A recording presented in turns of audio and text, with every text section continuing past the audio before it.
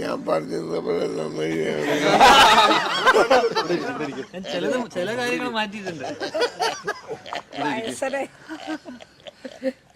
ഞാൻ പറഞ്ഞു കൊടുത്ത പോലെ തന്നെ വിനീതും ധ്യാനും നന്നായി ചെയ്തിട്ടുണ്ട്. ഒന്നും പറഞ്ഞു കൊടുത്തിട്ടില്ല. ഇങ്ങനെ ഒന്നും തെറ്റാതെ അവിടെ ചെയ്തു എനിക്ക് തന്നെ അത്ഭുതമായിരിക്കും. ഒന്നും പറഞ്ഞു കൊടുക്കാതെ എല്ലാം പറഞ്ഞു കൊടുത്തത് ഒന്നും തെറ്റിച്ചില്ല, എല്ലാം കറക്റ്റ് ചെയ്തു.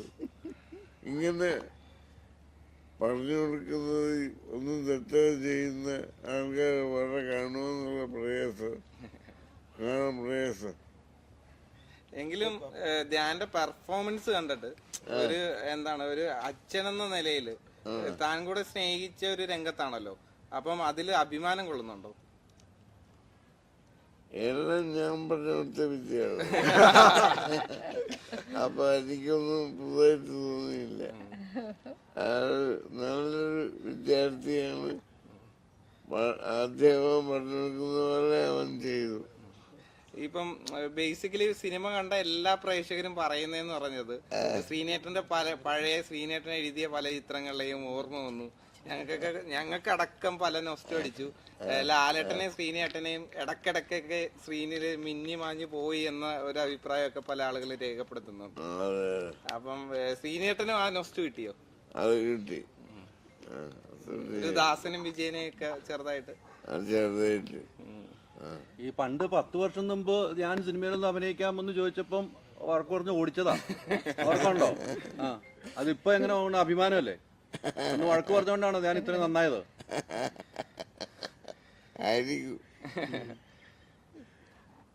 അമ്മ പുതിയ ഇന്റർവ്യൂകളൊക്കെ കണ്ടായിരുന്നോ ഈ പ്രൊമോഷനായിട്ട്? കുറച്ചൊക്കെ കണ്ടു. നിവിൻ പോളി നന്നായിട്ടുണ്ട്. അവന്റെ മകനും ഇവന്റെ മകനും മറ്റവന്റെ മകനും എന്ന് പറഞ്ഞ ഡയലോഗ് എങ്ങനെ ഉണ്ടായിരുന്നു? എങ്ങനെ ഉണ്ടായിരുന്നു ഡയലോഗ്? അതെ അതെ, നല്ല ഡയലോഗ്. നിവിന്റെ എല്ലാ ഡയലോഗും നല്ലത്. ചീത്ത പറയലും. ഈ മലയാളികൾക്ക് ഏറ്റവും ഇഷ്ടപ്പെട്ട സ്പൂഫുള്ള സർക്കാസമുള്ള ചിത്രങ്ങളാണ് ശ്രീനേട്ടൻ ചെയ്തു വെച്ചിരിക്കുന്നത്. അതൊരു കൾട്ടായിട്ട് കൂട്ടുന്ന ചിത്രങ്ങളാണ്. അപ്പൊ പിന്നീട് ഇപ്പൊ നോക്കാൻ നേരത്ത് വിനീതേട്ടൻ ബേസിക്കലി അത്തരത്തില് സ്പൂഫൊക്കെ ചിലയിടത്തൊക്കെ ഇങ്ങനെ ഇപ്പോഴത്തെ മലയാള സിനിമയുടെ കറന്റ് സിറ്റുവേഷന് കറന്റ് സിനാരിയോ ഒക്കെ ഇങ്ങനെ മെൻഷൻ ചെയ്തു പോകുന്നുണ്ട്. അപ്പൊ അത് എങ്ങനെ ഉണ്ടായിരുന്നു? എൻജോയ് ചെയ്തു? സിനിച്ചേട്ടാ അതിനകത്ത് കണ്ടപ്പോ എല്ലാ ഭാഗങ്ങളും ഏറ്റവും ഇഷ്ടപ്പെട്ടത് തോന്നിയതായിരിക്കും? ഏറ്റവും ഇഷ്ടപ്പെട്ടത് ഏതാണ്? ആ ഓരോ സീനുകൾ നോക്കുമ്പോ ഏറ്റവും ഇഷ്ടപ്പെട്ട സീൻ ഏതാണ് ധ്യാൻ ചെയ്തത്? കൗണ്ടറിനൊരു കുറവില്ല. അല്ല എങ്കിലും ഇരുന്ന് കണ്ടാണല്ലോ, അപ്പം നമ്മുടെ മനസ്സിലുണ്ടല്ലോ. നിങ്ങൾ ഇപ്പൊ നേരത്തെ ചോദിച്ച പോലെ ദാസനും വിജയനും എന്ന് പറഞ്ഞ ഒരു കോമ്പിനേഷൻ നമ്മൾ ആ സിനിമയിൽ കാണുന്നുണ്ടല്ലോ. അത് ഇപ്പൊ ധ്യാനിൽ നിന്നും അതോടെ തന്നെ പ്രണവിൽ നിന്നും നമ്മൾ കാണുവാണ്. അതെങ്ങനെയാണ് ഒന്ന് പ്രണവിന്റെ അഭിനയവും ധ്യാന്റെ അഭിനയവും വെച്ച് നോക്കുമ്പോൾ എങ്ങനെയാണ് ശ്രീചേട്ടൻ മനസ്സിലായത്? പ്രണവും ധ്യാനും ഒരുമിച്ച് നല്ലത് ഇല്ലേ? അവര് കാണിച്ചിട്ടില്ലല്ലോ. അവരെ മിമിക്രി കാണിച്ചിട്ടില്ലല്ലോ. അവരവരുടേതായ ശൈലിയിൽ അവതരിപ്പിക്കുന്നത്. അതുകൊണ്ട് ഞാനും ലാലും ചെയ്തതിന്റെ അനുകരണമായിട്ട് ഒരു സ്ഥലത്ത് ഫീൽ ചെയ്തില്ല. ഇനി ഒരു ശ്രീനേട്ടന്റെ സ്ക്രിപ്റ്റ് വിനീത് ശ്രീനിവാസന് കൊടുക്കാറായോ? സ്ക്രിപ്റ്റ് അവനെ എടുക്കോ? ധ്യാന നായകനെ വെക്കാൻ അല്ല, അവര് ഒരുപാട് ആഗ്രഹിക്കുന്നുണ്ട് അങ്ങനത്തെ ഒരു മുഹൂർത്തത്തിന്, പലപ്പോഴും പറഞ്ഞിട്ടുണ്ട്. ഇന്ന് വരെ ചോദിച്ചില്ല എന്റെ അടുത്ത്. ചോദിച്ചാ കൊടുക്കും, വേണ്ടി വന്നാ കൊടുക്കും. ഈ ലാലേട്ടനും ശ്രീചേട്ടനും ഒത്തിരി സിനിമകൾ ചെയ്തു വെച്ചിട്ടുണ്ട്. അതുപോലെ തന്നെ ഇനിയും നിങ്ങളൊന്ന് ഒരുമിക്കണമെന്ന് പ്രേക്ഷകർക്ക് ഒത്തിരി ആഗ്രഹമുണ്ട്. അങ്ങനെയൊക്കെ ഒരു നമ്മുടെ ശരീരമൊക്കെ നന്നായി ഒരു അസുഖങ്ങളിൽ നിന്നും മാറിക്കുമ്പോൾ അങ്ങനെ ഒരു ഒന്നിച്ചൊരു സിനിമയാണെന്ന് ശ്രീനിച്ചേട്ടനും ആഗ്രഹമുണ്ടോ? ചില സംഗതികളൊക്കെ നടക്കാൻ സാധ്യതയുണ്ടെന്നാണ് ഇപ്പൊ തോന്നുന്നത്. ഇന്നും അതുപോലുള്ള ചില സംഭവങ്ങൾ ഡിസ്കസ് ചെയ്യപ്പെട്ടിട്ടുണ്ട് വീട്ടിൽ വെച്ച്. അതൊക്കെ നടക്കാൻ സാധ്യതയുണ്ട്, കുറച്ച് കഴിയും. ഒന്നാമത് നമ്മള് ആരോഗ്യപരമായിട്ട് അത്ര ശരിയല്ലാത്തതാണ് ഒരു കാര്യം, നടക്കാത്തതിൻ്റെ കാര്യം. പിന്നെ ശരീരം മെച്ചപ്പെട്ടാൽ ചില കാര്യങ്ങളൊക്കെ നടക്കും എന്ന് വിചാരിക്കുന്നു. നടക്കണം. ഈ പ്രായമായിട്ടുള്ള ധ്യാനം ഉണ്ടല്ലോ, ഈ പ്രായമായിട്ട് 70 വയസ്സായിട്ടുള്ള ആളായിട്ട് അഭിനയിച്ച ഒരു ധ്യാനെ ശരിക്കും എങ്ങനെയാ സാർ നോക്കി കാണണേ? അല്ല, അതൊക്കെ വന്നിട്ടുണ്ട്, അത് ഞാൻ പറഞ്ഞില്ല. അതൊക്കെ ഞാൻ പറഞ്ഞു കൊടുത്ത ഈ ക്യാരക്ടർ ആർക്കിൽ തന്നെ വളരെ ഡിഫറെന്റ് ആയിട്ടുള്ള സംഗതിയാണ്. ഒരു മനുഷ്യന്റെ പല കാലഘട്ടങ്ങളെ അടയാളപ്പെടുത്തുന്ന ഒരു ക്യാരക്ടറാണല്ലോ ധ്യാൻ ചെയ്തിരിക്കുന്നത്. അപ്പം ബേസിക്കലി ധ്യാന്റെ അഭിനയം ധ്യാൻ ഇവന് ഇത്രയൊക്കെ ആയോ എന്ന് കണ്ടപ്പോ ഒന്നും തോന്നിയല്ലോ. എങ്കിലും ആ ഒരു ആക്ടിങ് അങ്ങനെ ഞാനിപ്പോ പറഞ്ഞത് അവനെന്നെ ചീത്ത ശ്രീനേട്ടാ, പണ്ട് കെ ജോർജ് സാറിന്റെ മേള സിനിമയില് മമ്മൂക്കാനെ കൊണ്ടുവന്നത് സാറാണെന്ന് പറഞ്ഞൊരു ഇത് വന്നിട്ടുണ്ടായിരുന്നു. അപ്പൊ ഈ സിനിമയില് രണ്ട് കൂട്ടുകാരന്മാരെ സൗഹൃദങ്ങൾ ഒരു സിനിമ ഉണ്ടാക്കുക എന്നുള്ളൊരു ഇതാണ്. പഴയ ഓർമ്മകൾ ഓർത്തെടുക്കുമ്പോഴുള്ള അനുഭവങ്ങൾ എന്തൊക്കെയാണ് ശ്രീനേട്ടന്റെ? അതിന്റെ ഫിലിം ഇൻസ്റ്റിറ്റ്യൂട്ടില്, ചെന്നൈയിലെ ഫിലിം ഇൻസ്റ്റിറ്റ്യൂട്ടില് പിന്നെ എൻ്റെ അധ്യാപകനായിരുന്നു പ്രഭാകരൻ എന്ന് പറയുന്നത്. അദ്ദേഹമായിരുന്നു മേള എന്ന് പറയുന്ന സിനിമയുടെ പ്രൊഡ്യൂസർ. അപ്പം അദ്ദേഹത്തിൻ്റെ ദുബായിലുള്ള 2 സുഹൃത്തുക്കളാണ് പ്രൊഡ്യൂസേഴ്സ്. അപ്പം അദ്ദേഹത്തിന് എന്നെ അറിയാവുന്നതുകൊണ്ട് എനിക്ക് ചില്ലറ ഈ കാര്യങ്ങളിലൊക്കെ കുറച്ച് എഴുതാനും ഒക്കെ താല്പര്യമുള്ള ആളാണെന്ന് അറിയാവുന്നതുകൊണ്ട് പുള്ളി മേള ഡിസ്കഷന് അവരുടെ കൂടെ എന്നെ ഇരുത്തി. തുടക്കത്തില് ആരൊക്കെയായിരുന്നു വെച്ചാൽ ഡയറക്ടർ KG ജോർജ്, പിന്നെ ക്യാമറാമാൻ രാമേന്ദ്ര ബാബു, എഡിറ്റർ രവി, അക്കൂട്ടത്തിൽ ഞാനും, പിന്നെ ശ്രീധരൻ ചപ്പാട് എന്ന് പറയുന്നത് ആ സിനിമയുടെ കഥാകൃത്തും. മേള ഒരു സർക്കസ് കഥകൾ എഴുതിയിരുന്ന ഒരാളാണ് എൻ്റെ നാട്ടുകാരനായ ശ്രീധരൻ ചമ്പാട്. അദ്ദേഹം ഉണ്ടായിരുന്നു. അപ്പോൾ ഒരു ബൈക്ക് ഓടിക്കുന്ന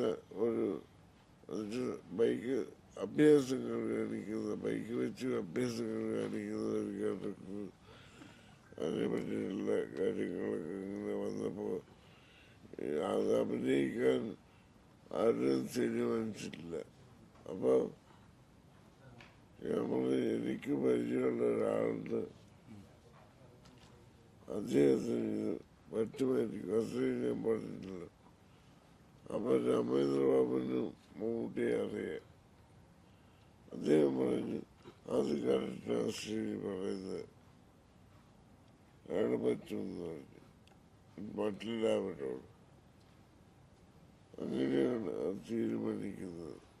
ഈ സാമി ലോഡ്ജിൽ താമസിച്ചിട്ടില്ല, അവിടെ ലോഡ്ജിൽ താമസം ഓർമ്മ എങ്ങനെയാണ്? ഇപ്പൊ ഈ സിനിമ കണ്ടപ്പോ ലോഡ്ജൊക്കെ കാണിക്കുന്നുണ്ടല്ലോ, പണ്ടൊക്കെ ഒത്തിരി പേര് താമസിച്ചു. ഞാൻ മോഹൻലാലിനെ ആദ്യമായി കാണുന്നത് സമീസ് ലോഡ്ജിലാണ്. അവിടെ വെച്ച് ഞങ്ങൾ ആദ്യം കാണുന്നത് സുരേഷ് കുമാറിന്റെ കൂടെ മഞ്ഞിൽ വിരിഞ്ഞ പൂക്കൾ എന്ന് പറഞ്ഞ സിനിമയ്ക്ക് കഴിഞ്ഞിട്ട് അധികമായിട്ടില്ല. അപ്പൊ മോഹൻലാൽ സമീസ് ലോഡ്ജിൽ വന്ന് താമസിക്കുക സുരേഷിന്റെ കൂടെ. ബാക്കി പ്ലാനുകളൊന്നും ആയിട്ടില്ല. അപ്പൊ ഞാൻ സർവീസിലുണ്ട്.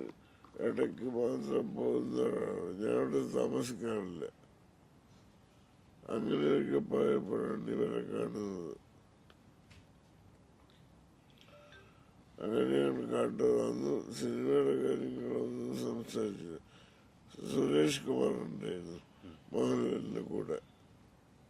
ഈ പഴയ കോടമ്പക്കം ഇപ്പം റീസെറ്റ് ചെയ്തിരിക്കുകയാണല്ലോ, അത് അരൂര് സെറ്റ് ഇട്ടിട്ടാണ് വിനീത് ഏട്ടൻ അത് ചെയ്തിരിക്കുന്നത്. അരൂരോ? ആ, അരൂര് സെറ്റ് ഇട്ടിട്ടാണ് കോടമ്പക്കം ചെയ്തിരിക്കുന്നത്. അത് എങ്ങനെ ഉണ്ടായിരുന്നു അത് കണ്ടപ്പം? അതൊക്കെ നമ്മുടെ ഉദയനാണെന്ന് പറയുന്ന സിനിമയിൽ കോടമ്പക്കം കുറച്ചൊക്കെ ഇന്നത്തെ പിന്നെ സലീം കുമാറിന്റെ ക്യാരക്ടർ, പിന്നെ ജൂനിയറായിട്ട് അഭിനയിക്കാൻ വേണ്ടി ഒരു വണ്ടി വരുമ്പോ അതൊക്കെ അതുപോലെ സെറ്റിട്ടാണത്. ഞാൻ പറഞ്ഞത് പോലെ നന്നായി ചില കാര്യങ്ങൾ മാറ്റിയിട്ടുണ്ട്.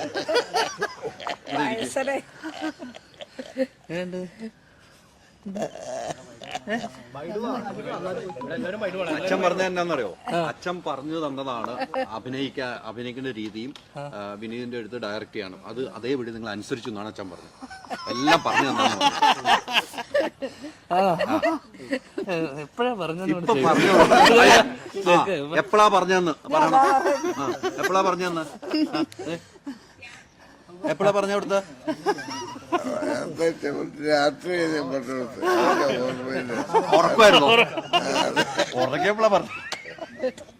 എങ്കിലും ധ്യാനേട്ടന്റെ സിനിമ കണ്ടിട്ട് ഒരു പ്രൗഡ് മൊമെന്റ് ഉണ്ടായ രീതിയിൽ തന്നെയാണ് അച്ഛനും അമ്മയും ഇവിടെ ഇരിക്കുന്നത്. ഞങ്ങൾക്ക് അത് പറഞ്ഞു ഇവരുടെ ഓർമ്മകൾ അത് പറഞ്ഞു ലാലേട്ടനെ കണ്ട അവിടെ വെച്ചാന്നൊക്കെ പറഞ്ഞു. പിന്നെ 10 വർഷം മുമ്പ് ആ ചീത്ത പറഞ്ഞ് വിട്ടോണ്ട് നന്നായി എന്നാ പറഞ്ഞു. അപ്പൊ ഞാനൊരു വാശിയായിട്ട് എടുത്തു. വാശിയായിട്ട് എടുത്താണോ അന്ന്? ഈ ഒരു രാത്രിക്ക് വേണ്ടി കാത്തിരിക്കുകയാണ്. എന്തായാലും അതൊരു ഭയങ്കര മുഹൂർത്തമല്ലേ? തീർച്ചയായിട്ടും ഞാനും ഒരു വലിയ മുഹൂർത്തത്തിന്റെ സമയമാണ്. അച്ഛനും അമ്മയും ഒന്ന് സിനിമ കാണുന്നു. അതിന് ഞാനിവിടെ എത്തുമ്പോൾ അച്ഛൻ ആ സിനിമയെ കുറിച്ച് പറയുന്നു. ഞാൻ ഏറ്റവും ഒരു സ്വപ്നം പോലെയാണ് ഇത്, അല്ലേ?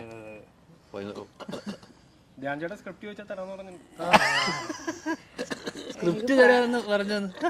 പ്രണവും ധ്യാനൂട്ടനെ എനിക്ക് ഭയങ്കര ഒരുമിച്ചായിട്ട് ഭയങ്കര സന്തോഷമായി കണ്ടിട്ട്.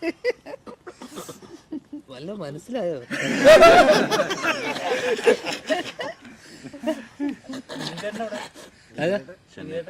പുള്ളി പോയിന്നു അല്ലേ? PVR മറ്റേ സമരം കഴിഞ്ഞിട്ട് പോയിന്നു. ഈ ഒരു രാത്രിക്ക് വേണ്ടിയുള്ള കാത്തിരിപ്പാണല്ലോ. അതെ അതെ. തിരക്ക് ശേഷം 2 പേരും കൂടെ വീണ്ടും ഒന്നിച്ചൊരു സിനിമ. അതിന്റെ ഒരു പ്രൗഡ് മൊമെന്റ് എന്താ? പുറത്തുനിന്ന് കിട്ടുന്ന ഒരു റെസ്പോൺസ് കൂടെ ഉണ്ടാവില്ല? അല്ല, ഞാൻ ഇന്ന് കണ്ടപ്പോഴേ പലരും നമ്മുടെ ഈ ഇന്റർവ്യൂ പരിപാടികളൊക്കെ കാണുന്ന പലരും അവരൊക്കെ ശരിക്കും ആഗ്രഹിച്ചു കണ്ടിരുന്നു ഞാൻ എൻ്റെ ഒരു നല്ല സിനിമ വരണമെന്നും അപ്പം ആ കുട്ടി ഒന്ന് സന്തോഷിച്ചോട്ടെ എന്നൊക്കെ. എൻ്റെ കഴിഞ്ഞ ദിവസത്തെ പലരും പറയുന്നത്, ഇന്റർവ്യൂ കണ്ട ഇഷ്ടപ്പെട്ട ആൾക്കാരൊക്കെ പറയുന്നത് അവൻ എങ്ങനെയെങ്കിലും ഒന്ന് സന്തോഷിച്ച് കണ്ടാൽ മതിയെന്ന്. ഇനിയെങ്കിലും നല്ല പടം ചെയ്യും, നന്നായിക്കൂടെ, അങ്ങനെയൊക്കെയാണ്. ഇനി ധ്യാൻ ഇപ്പൊ ചെയ്ത പടം കണ്ടല്ലോ ശ്രീചേട്ടാ, ഇനി ധ്യാൻ ചെയ്യാൻ ഭാവിയുണ്ടോ? ഇനി ഭാവിയുണ്ടോ? ഇനി നല്ല സിനിമയുള്ള ഭാവിയുണ്ടോ? ഞാൻ പറഞ്ഞിടത്തോളം എത്ര കാലം ഇങ്ങനെ പറയും?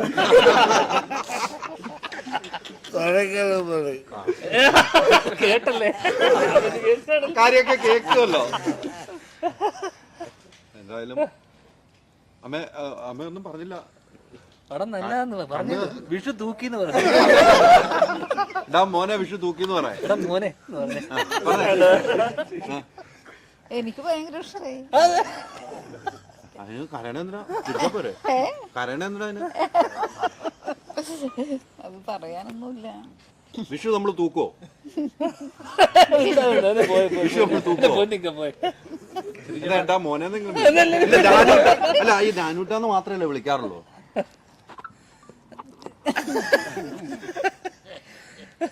പോയാലോ?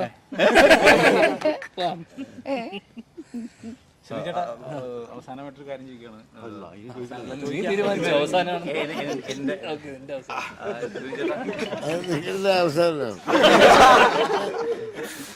ചേട്ടന്റെ എല്ലാത്തരം തിരക്കഥകളിലും കൂടുതലായിട്ട് ആക്ഷേപാസ്യമായിട്ടുള്ള ഒരു തിരക്കഥകൾ നീളം എടുത്തു നിൽക്കുന്ന ഒരു കാര്യമായിരുന്നു. വർഷങ്ങൾക്ക് ശേഷത്തിൽ നടന്മാരെ അവര് തന്നെ ട്രോൾ ചെയ്യുന്നത്, അവര് തന്നെ സ്കൂപ്പായിട്ട് ഒരുപാട് സീരിയൽ നമ്മൾ കാണുന്നുണ്ടായി. അതൊക്കെ കണ്ടപ്പോ ഉണ്ടായ ഒരു ഇതെങ്ങനെയായിരുന്നു? മകന്റെ ഒരു തിരക്കഥയായാലും ഉദയനാണ് താരത്തിന്റെ സമയത്തുള്ളൊരു അല്ലേ, അതല്ലേ ഉദ്ദേശിച്ചത് അല്ലേ? അന്ന് ഉദയനാണ് താരം മറ്റേ സെൽഫ് ട്രോൾ ആയിരുന്നല്ലോ, പൊറോട്ട പപ്പടം. അതൊക്കെ കൊള്ളാം. ആ ഹ്യൂമർ ഉണ്ടല്ലോ അതിലൊക്കെ തീർച്ചയായിട്ടും. പിന്നെ നിവിൻ്റെ ഒക്കെ തമാശകൾ ഗംഭീരമായിട്ട് ഇഷ്ടപ്പെട്ടു. അത് ഇപ്പോഴത്തെ മറ്റേ സെൽഫ് ട്രോള് പോലെയാ ഇപ്പോഴത്തെ, സ്വയം കളിയാക്കി. കളിയാക്കലിന്റെ ആശാനാണല്ലോ. എന്താ മകന് കിട്ടൂലേ അല്ലേ? കിട്ടൂലേ? കേട്ടുമായിരിക്കും. ഇപ്പോഴും കിട്ടിയെന്ന് പറയണില്ല. ബേസിൽ വിളിച്ചോ ചേട്ടാ? എടാ നാളെ നമ്മള് അവൻ ഇരിക്കുന്ന തൃശ്ശൂരാണ്. അവന്റെ സ്ഥലത്തേക്ക് പോയാൽ അവിടെ ആഘോഷം നടത്താന്നാണ് പുള്ളിയുടെ. തൃശ്ശൂര് രാഗത്തില് നാളെ വരുവാ. അപ്പൊ ഇക്കൊല്ലം നമുക്ക് സാധാരണ ഒരു പടം ഉണ്ടാവും. നാളെ എല്ലാരും വന്നം. നാളെ അവിടെ വെച്ചാണ് വിഷുസദ്യ ഒരുക്കിയിരിക്കുന്നത്. വൈകിട്ട് നമുക്ക് അവിടെ ആക്കാം. തൃശ്ശൂര് ഉണ്ടാവും. ഇതില് മുങ്ങൂലേ വരാന്ന് പറഞ്ഞിട്ടുണ്ട്. പക്ഷെ അവൻ വാ തുറക്കരുത്. ഞാൻ വൈൻഡപ്പ് ചെയ്യാൻ സമയമാണ്. കാരണം തിയേറ്റർ അടുത്ത ഷോയ്ക്ക് കയറാൻ ഷോ കയറിയാലുള്ളവർക്ക് പൈസ കിട്ടുള്ളൂ. അപ്പൊ ഒന്ന് വൈൻഡപ്പ് ചെയ്യാം. ഓക്കെ, പ്ലീസ് പ്ലീസ് ഇറങ്ങിയിട്ട്